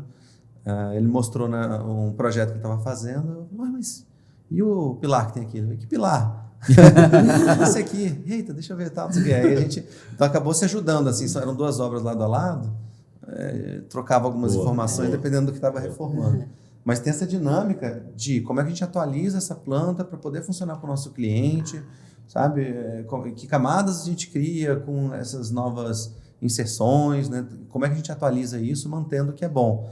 Então, são esses... Quando a gente fala de reforma, é muito delicado. Então, é difícil falar assim no É muito engraçado as reformas, e aí você contando que aconteceu isso de sobrarem duas paredes no seu apartamento, é mais ou menos o que Brasília permite, é uma característica de Brasília. Porque tem os imóveis mais centrais, são justos os imóveis mais antigos. Então, na hora que você quer trazer uma família com características distintas para o que aquele imóvel foi construído para lá, você tem que adaptar aqueles metros quadrados a uma nova realidade, para caber aquela família com aquelas demandas. Sim. Então, um trabalho que a gente faz muito intenso, e aí nas separações de atividades do escritório, isso é uma das áreas que o Matheus gosta muito, é de mexer na espacialidade, na divisão das paredes, para entender como é que é o fluxo, como é que vai ser aquela ocupação. E a gente brinca muito, tem umas muito arrojadas, né, Matheus? Tem, nossa. Então, já assim... Inverteu cozinha de posição. Não, e assim, cada uma tem um porquê. Por exemplo, teve um apartamento que a gente Tem um fez... discurso. Todos têm um discurso, é maravilhoso. Tem um apartamento no Sudoeste, que é aquelas cozinhazinhas pequenininhas. Aquelas bem fininhas. E a dona é chefe de cozinha. E ela é nutricionista e chefe de cozinha. Como é que ela fica apertada na cozinha Aí dessa? ela me traz e diz assim, ai, Anastácia, essa cozinha e tal. Eu chego, Matheus, tadinha. Aí eu já chego com o discurso, bichinha, ela precisa de uma cozinha grande. Excelentes cozinhas lineares, assim. A gente já fez várias cozinhas nessa conformação que é comum. Aí, de Mas repente, nesse cliente... Matheus pega, abre, e eles são ciclistas e tudo mais. A gente pegou a área da cozinha e abriu 2 acessos, 2 fluxos diferentes. O da cozinha virou área de limpeza, desinfecção e pegou o que era antes a área de serviço, botou como se fosse um bicicletário dentro do apartamento mesmo, que são muitas bicicletas, são valiosas e tudo mais, com uma ducha para limpar as bicicletas lá. Deixou a área de lavagem, de serviço, não sei o que, tudo aquilo que era antes área de serviço, banheiro de serviço, quarto de serviço, cozinha, que eles não precisavam. E era um apartamento de 4 quartos. Então, a gente pegou a sala inteira e fez uma cozinha monstruosa. Parece a cozinha da Rita Lobo, Da assim, Rita Lobo. enorme, com um grande fundo, painel, com 2 fogões, com 2 coifas, com toda a parte de trabalho dela voltada para a sala e para a área de convívio.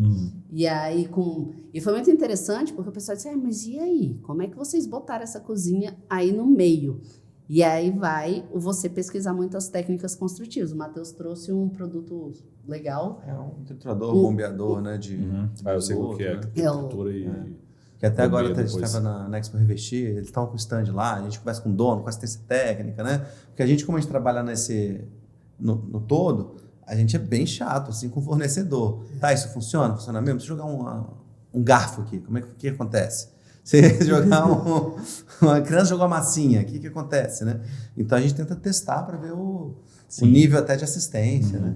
Mas enfim, foi uma solução técnica para você poder dar uma solução funcional para aquele apartamento que sai do comum. Né? Ou seja, conseguimos transformar a planta, trazer uma cozinha para o meio da sala. Dentro da dinâmica de restrição de uma edificação pré-existente, né? Uma infra pré-existente. Então é onde entra a técnica também, essas leituras. Vocês acreditam que essas histórias que vocês estão comentando dos projetos, das soluções principalmente que vocês implementam nos projetos e tal, é uma evolução bem clara da arquitetura mundial, assim, tipo...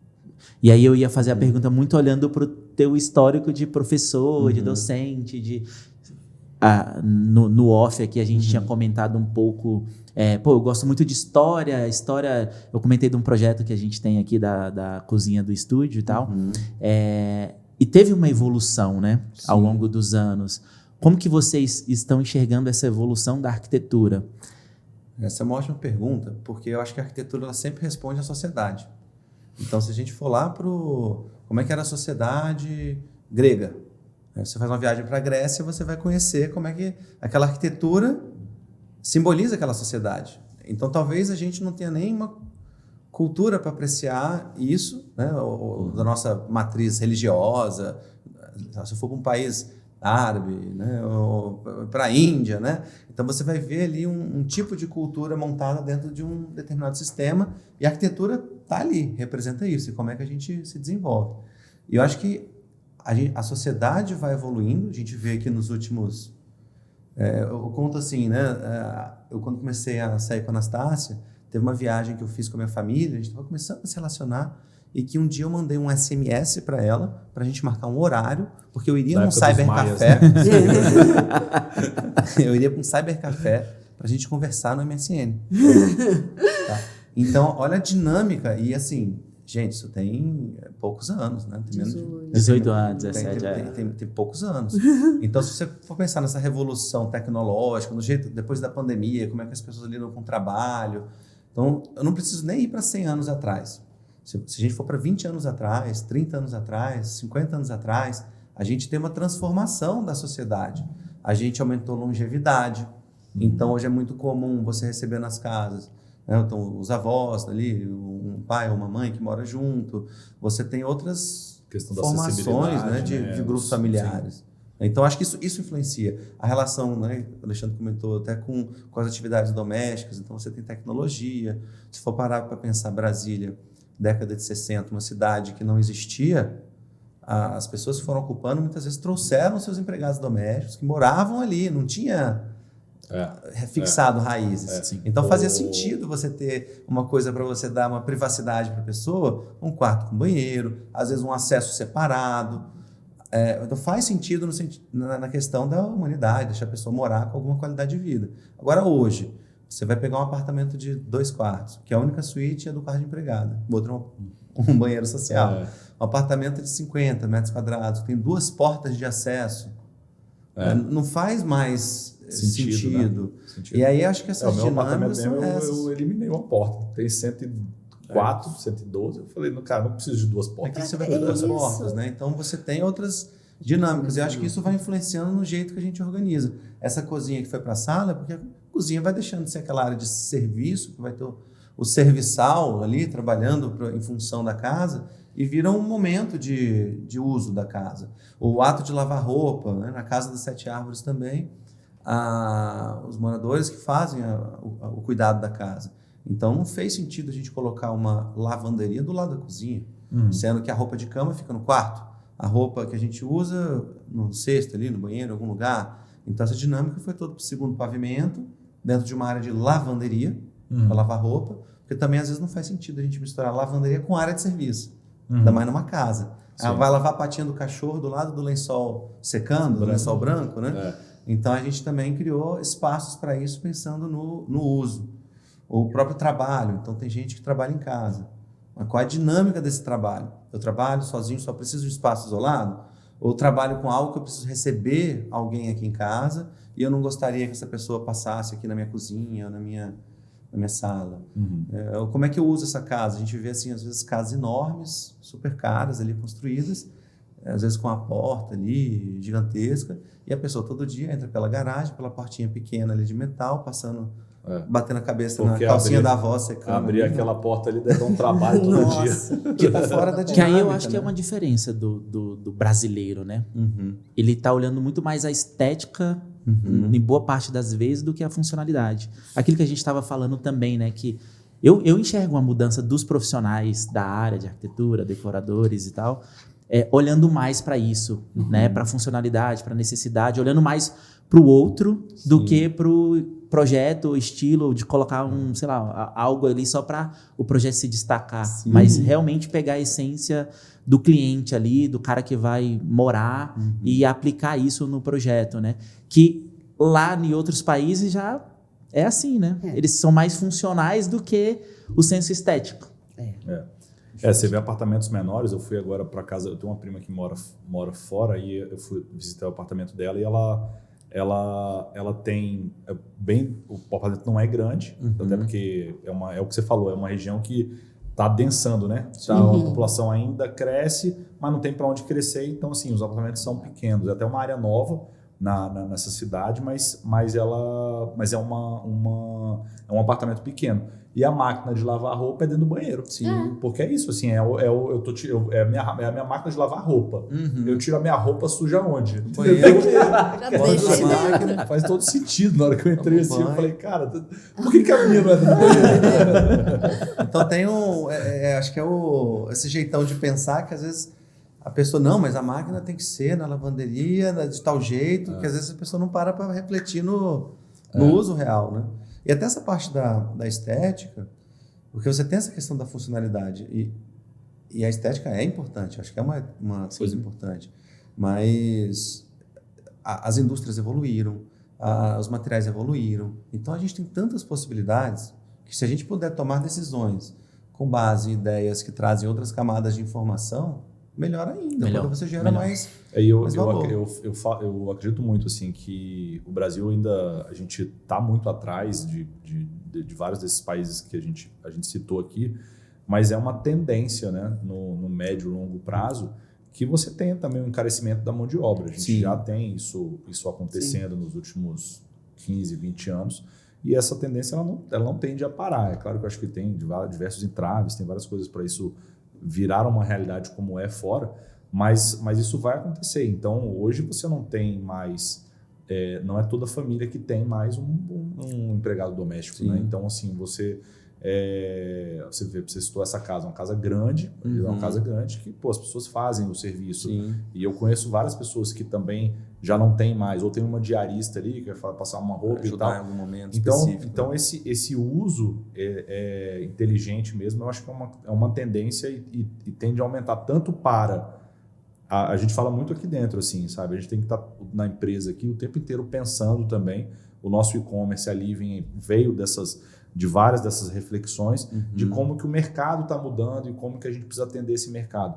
E a gente acredita muito que a tendência você não vai, aquilo que a gente falou lá atrás no começo da conversa, você não vai mais, e de novo, isso não vai acontecer agora, não vai acontecer amanhã, mas você não vai mais ter essa facilidade de intervenção que a gente tem hoje, né?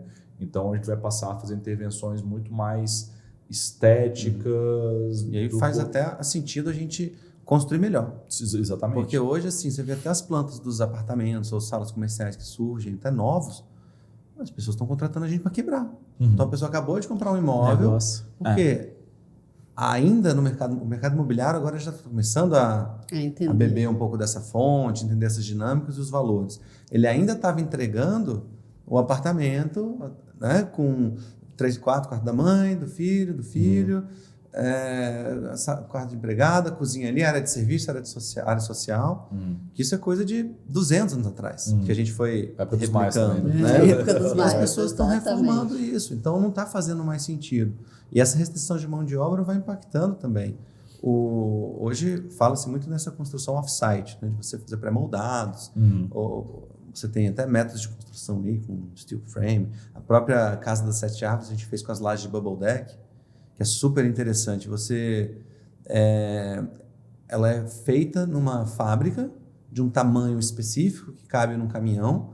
Então ela é empilhada, ela é levada para a obra, içada, montada, aí depois tem a armadura complementar, instalações e termina de concretar. Mas já tem a estética pronta ali, virou um concreto aparente, consegue fazer interlocução com os outros sistemas hidráulicos, sanitários. Aqueles pilares dessa casa são lindos. Cara. Nossa, o pilar ali foi outro...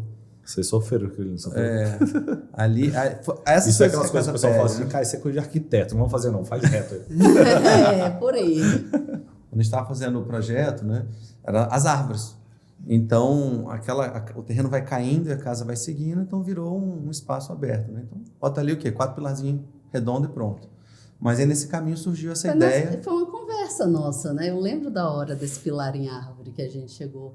Não sei o que, as árvores. Eu disse, e aí, que tal um pilar em árvore? E é engraçado, porque assim, a gente estuda várias outras técnicas construtivas na faculdade, né? Soluções construtivas, né, na verdade. E aí o pilar em árvore era um que a gente já tinha estudado, nunca tinha usado. Eu disse, poxa, mas ele tem tudo a ver com o discurso da casa. O pilar bebe de Brasil. A gente tem vários prédios com pilares bem desenhados. A gente tinha também ganhado aquele livro da Embaixada da Itália. Que a gente falou agora tem também. Um pilar lindo, pilar o pessoal vai lá né? tirar foto. O pessoal vai tirar foto lá. Tinha lá o livro da Embaixada da Itália também, que tem toda uma estrutura e pilares. Então a gente ficou assim nessa... Vamos fazer a composição. Deu certo. Aí o calculista, né, que é um parceiro nosso, falou, não, eu faço as armaduras, você se vira com a forma. Aí a gente foi trabalhando junto. Ele falou assim, brincando, mas foi um trabalho longo. Mas só para vocês terem uma noção, ali não tem nenhum ângulo reto. Então a gente teve que fazer o modelo todo no computador, apesar de a gente fazer a maquete à mão, desenhar à mão e tal. Você tem espaço para tudo. Planificar aqueles triângulos para a gente poder, em obra, o mestre de obra, junto com um marceneiro, não foi um carpinteiro, não foi um carpinteiro, fazer um protótipo, fazer o protótipo, uma maquete concretou para poder entender e depois a gente fazer na escala. Foi muito bonitinho. Caramba, a gente concretou um pequenininho. Guardaram ele ou não? Eu acho que ficou no cliente, mas a gente tem a gente tem a forma, a forminha pequenininha. Legal. Que legal. E foi o primeiro ensaio assim plástico disso. E tem muita gente que fala, poxa, mas por que você não está na fachada? Porque a casa vai caindo, né? E tá ali esse pilar para os clientes, é para eles, não é para você ficar olhando, não. Legal. Porque não dá para fazer na fachada. Também, senão eu ia levar a casa inteira. A gente falou, né, dessa questão da evolução da arquitetura ao longo do tempo. Hoje a gente vive uma evolução rápida, gigantesca, com o uso de IA.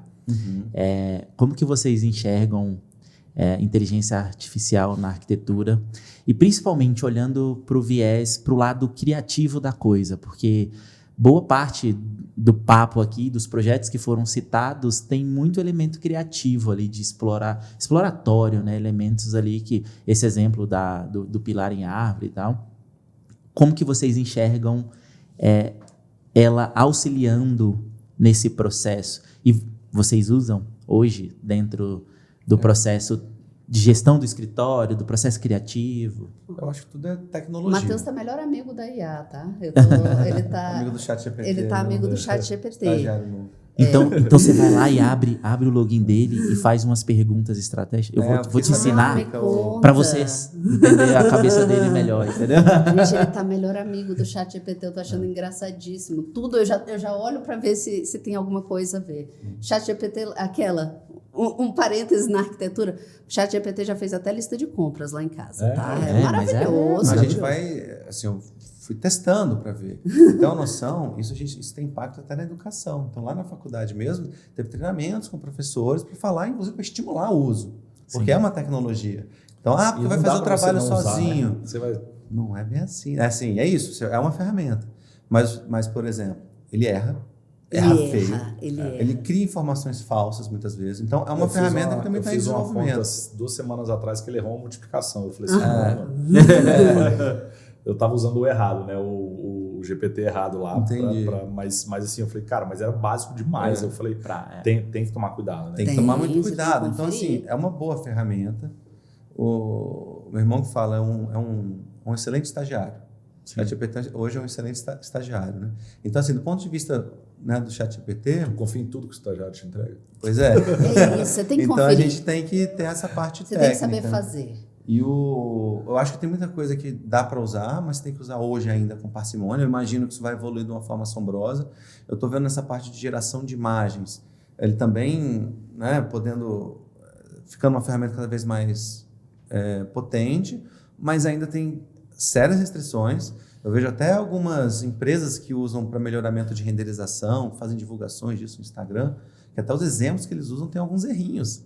Então, assim, você vê que tem uma coisa ali... Para a comunidade, a comunidade entende e percebe. Agora, para o usuário comum, beleza, né? Ele é interessante. Eu acho que isso talvez, inclusive, Mas valorize... tem algum uso específico que hoje você utiliza... seja na faculdade, seja no escritório, assim, que, cara, isso agilizou o tempo. O Barbosa sempre puxa esse assunto aqui, porque isso aí dá audiência pra caraca. Quando você fala aí ele bota o enunciado lá do vídeo. Sabe o que eu particularmente... Professor universitário permite aluno utilizar IA. Pode usar, desde que se banque, tá valendo. Bota aí no thumbnail. Né? Viu, galera? Tá avisado, viu? Tá avisado. A gente estava, inclusive, conversando assim, em sala de aula com os professores, né? Dessas dinâmicas, porque hoje realmente ele pode facilitar. Só que se você joga uma coisa aleatória ali, às vezes vai dar uma fonte errada, de que não existe. Então, precisa de contexto. É uma ferramenta. Então, assim, o lápis também é uma ferramenta, o AutoCAD é uma ferramenta. Só isso sozinho não vai fazer. O BIM, o pessoal falou muito do BIM, né? Porque o BIM faz isso, o BIM faz aquilo, né? Vai fazer o corte sozinho. Não faz nada. O BIM não faz nada sozinho. Essa é a maior mentira que contaram na profissão, que o BIM faz alguma coisa. Você tem que alimentar todas as informações ali para o BIM fazer alguma coisa. Sim. Então, isso não... Assim como na IA. Tu precisa alimentar toda a informação. É uma construção. Então, se você sabe usar bem, vai ser uma ferramenta importante. E o que eu acho que muita gente pode ficar um pouco preocupada na área é, eu tenho essa sala, me sugira aqui um design escandinavo, né? Aí vai fazer uma sugestão que provavelmente vai ficar bonitinho e que a pessoa pode ir ali numa loja comprar alguma coisa e tal. Mas eu acho que isso é bom, né? Porque você vai poder usar a profissão tanto de arquiteto como de designer de interiores dentro de áreas específicas. Olha, o que eu preciso fazer, o que eu quero trazer aqui. Eu acho que isso vira uma ferramenta, inclusive, de crescimento para todo mundo, facilita determinadas operações. Assim, a gente tem... eu acho que o ser humano tem muito essa coisa do apocalipse, né? Do tipo, cara, agora o negócio vai acabar e tal. E, sim. Cara, quantas vezes isso não aconteceu, né? Quando o telefone surgiu, quando o computador surgiu, quando o carro surgiu, então, assim, a gente se reinventa, né? A gente aprende a usar e a gente se reinventa. Vai ter gente que vai perder, talvez, aquela funcionalidade que ela tinha naquele ambiente, naquela área que ela estava alocada. Talvez. Talvez não, provavelmente. Mas é isso. Aí cabe a nós, né? Como vocês falaram aí, a importância da gente estar... se é energia, se é... Vocês falaram aí, eu lembrei de um autor que eu me deparei outro dia, acho que eu comentei contigo, Sam Harris, que é um filósofo americano, e ele fala muito dessa coisa de que a gente... É até meio doido, assim, tá? Não vou entrar nesse assunto aqui, senão pode pirar o cabeção de todos nós aqui. Mas ele fala dessa coisa de que as coisas acontecem por uma causalidade de eventos, né? E de acontecimentos mesmo. Então, e aí a gente tem que estar preparado, como você falou, Anastácia, para poder lidar com eles e sair lá do outro lado. Então, o que a gente tem que estar atento, né? Atento para todas essas mudanças, para como a gente usa melhor a ferramenta, igual você falou. Né? E tudo é ferramenta. Porque agora o renderizador é mais rápido, né? Então, tá bom. Então, você vai poder fazer isso com mais agilidade, entregar uma coisa com mais qualidade. Eu acho que essas coisas vão acontecendo. O ponto é não deixar isso te restringir e as pessoas assim, o contra é as pessoas deixarem de aprender a fazer para ficar dependente da tecnologia. Sim.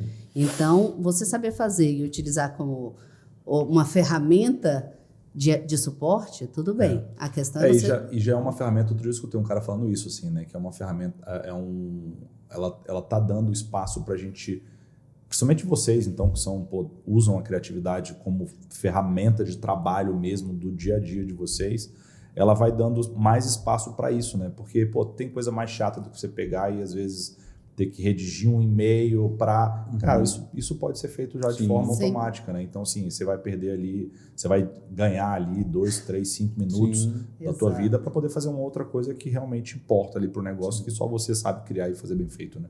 E dar a tua impressão, né?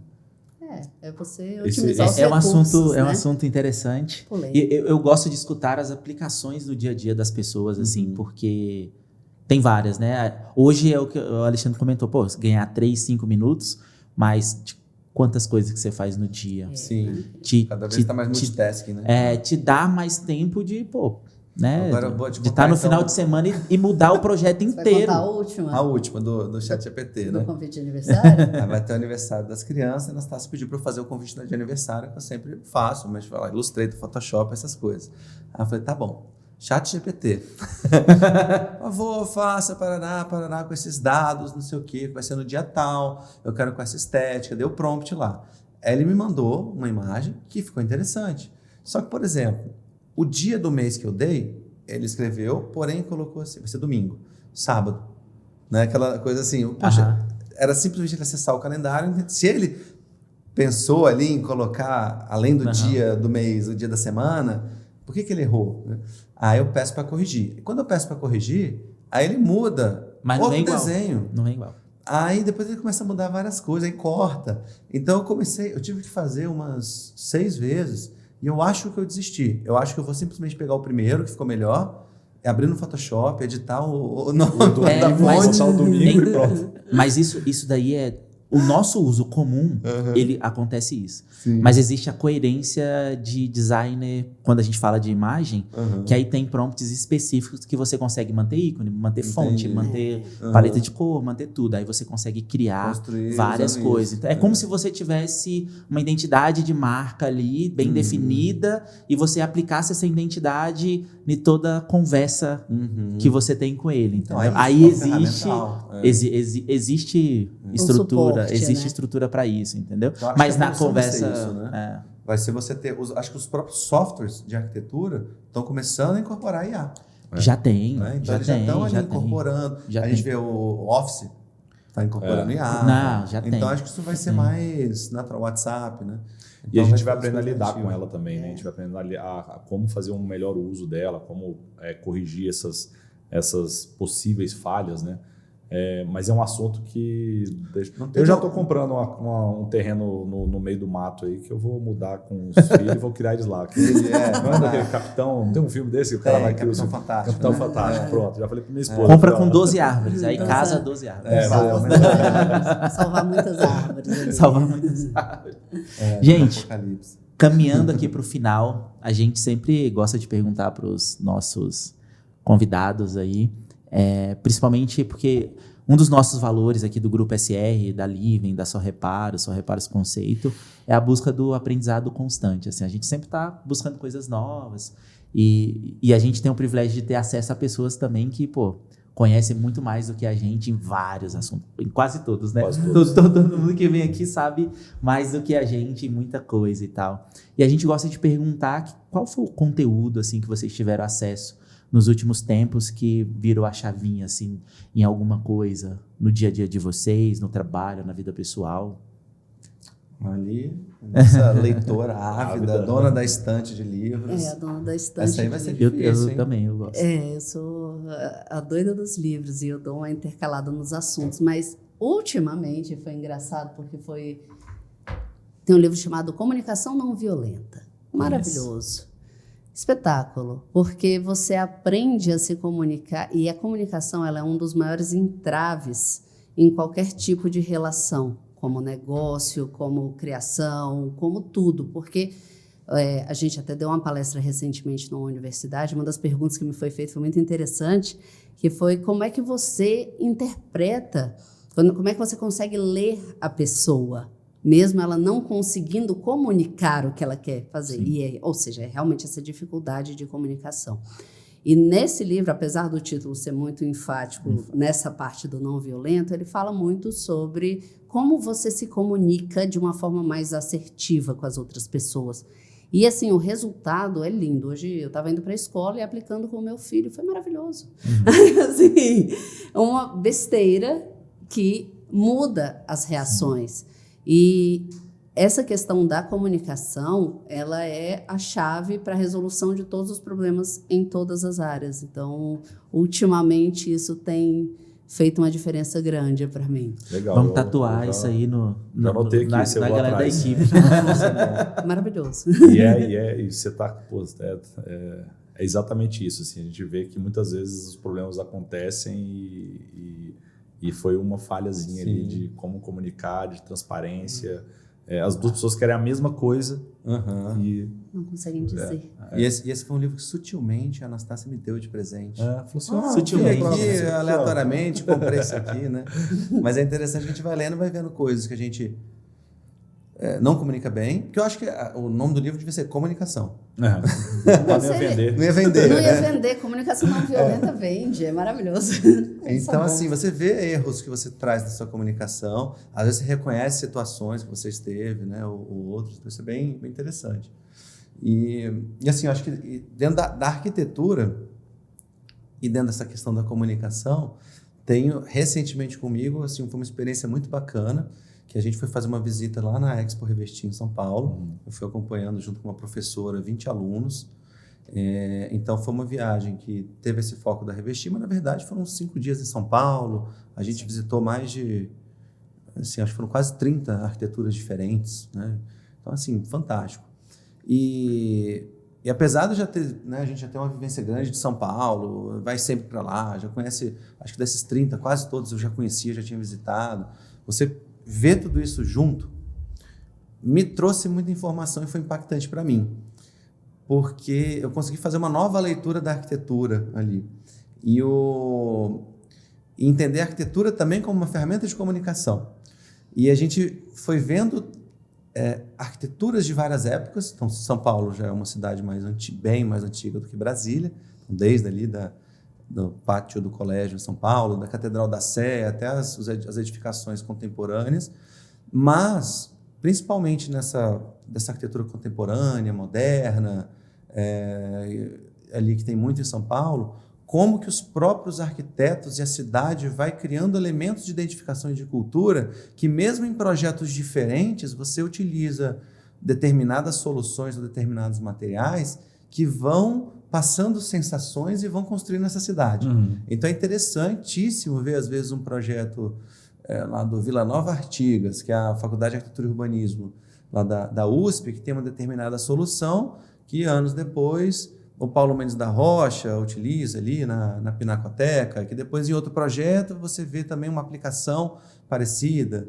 Ou, por exemplo, você tem ali um desenho, você tem a Pedra Portuguesa das calçadas públicas, aí tem um prédio ali na Paulista que traz um térreo ali no Instituto Moreira Salles, né? Ali no andar elevado, e o piso escolhido também é esse piso da calçada, para dar essa relação visual, do toque. Continuidade. Ele traz essa memória, e é uma coisa natural, não é uma coisa que você precisa de um olhar treinado. Então, assim, me abriu muito a mente como essa possibilidade, essa vivência nessa possibilidade da arquitetura tanto como uma ferramenta de comunicação, como de construção da sociedade. Aquela a soma daqueles elementos constrói a cidade, ou parte da cidade de São Paulo. Então, se a gente pensa nisso com a cultura que a gente tem em Brasília, com a história que a gente tem, se a gente valoriza os arquitetos, outros profissionais que trabalharam nessa construção, reinterpreta, cria novas camadas. Eu acho que a gente tem escolas, mas eu acho que a gente também precisa, né, desenvolver, reinventar, mudar. E aí isso foi uma experiência assim, que eu considerei uma experiência de leitura. Legal. Da vivência da arquitetura. E eu acho que você fechou bem, Matheus, porque assim, uma coisa que acho que a gente gosta muito desse trabalho que é feito aqui no Vértice, e e de como a gente lida também com esse público dos arquitetos, né? É que a arquitetura ela é muito isso, né? Ela é o que você falou, ela é uma comunicação, é uma forma de expressão, né? Que está presente na sociedade mesmo, na história. E eu posso dizer por mim, né? Eu aprendi a gostar de arquitetura por estar aqui, né? Não fiz administração e tal, mas aprendi a gostar e a amar a arquitetura por causa disso, porque você começa a entender que ela é uma expressão e por isso eu acho que é tão legal falar sobre isso e conversar sobre arquitetura. E é isso, né, Rosa? É isso. Mas antes da gente terminar aqui, quem está assistindo a gente, onde pode encontrar vocês, a Hessen? Bom, a gente está de mudança, meu Deus do céu. Fazendo obra, que horror, gente. Tô brincando. Só que a gente é o nosso pior cliente, né? A gente trabalha pra gente, trabalha de graça, atrapalha o nosso trabalho porque a gente está trabalhando pra gente. Ótimo. Mas a gente está de mudança, a gente está se mudando ali para o Office 300, né? Ali no SIG, no Sudoeste. SIG Sudoeste.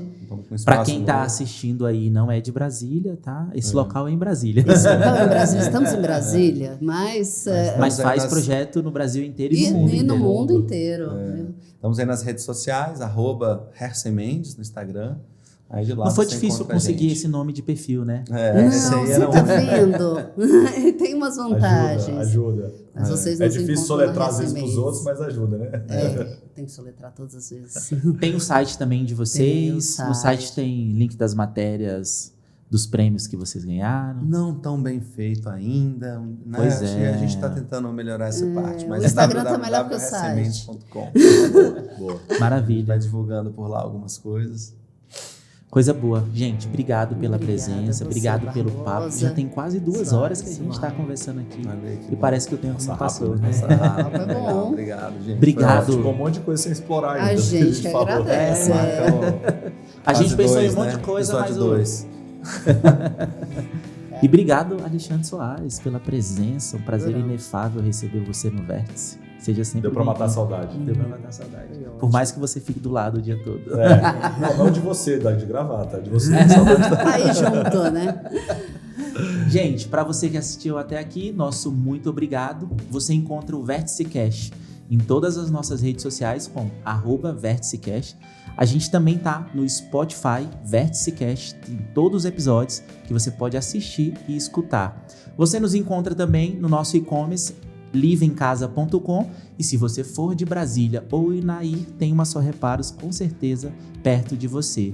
Nosso muito obrigado até aqui e a gente se encontra no Vértice.